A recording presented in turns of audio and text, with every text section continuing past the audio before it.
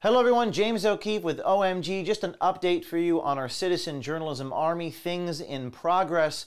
We have 4 citizen journalists doing what we call the swiping campaign. These citizen journalists have signed up on dating apps.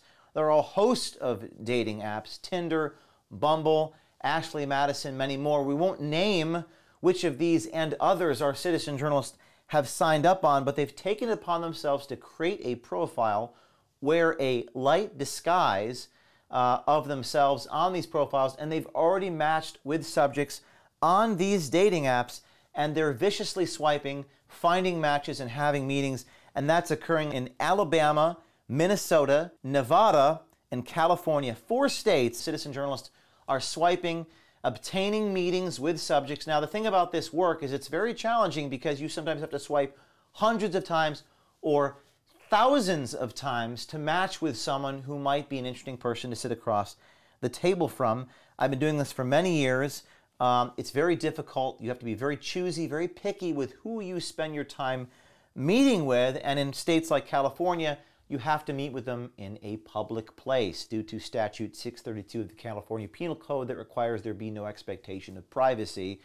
The rule there being when you're recording someone face-to-face without them knowing that you're recording them while you're talking, someone has to be within earshot in a public restaurant. And even then, you sometimes have to be careful if your Attorney General is Kamala Harris.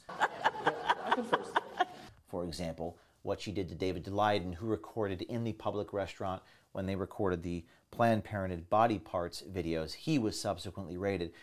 So we have 4 citizen journalists recording and swiping. We're calling it the swiping campaign. You too can do this, and you should do this. We should have everybody meeting with public officials, government officials, tech officials in and around these places. And it doesn't mean you have to publish it. You can record your interactions to determine if you should publish that. You know, some people say this is unethical. Do we really want celebrities taking screenshots of each other's text messages? That's not what OMG is doing here. What we're doing is we're meeting with people who the public have a right to know about, some of the most powerful people in government and corporations, and we're talking to them to see what we obtain.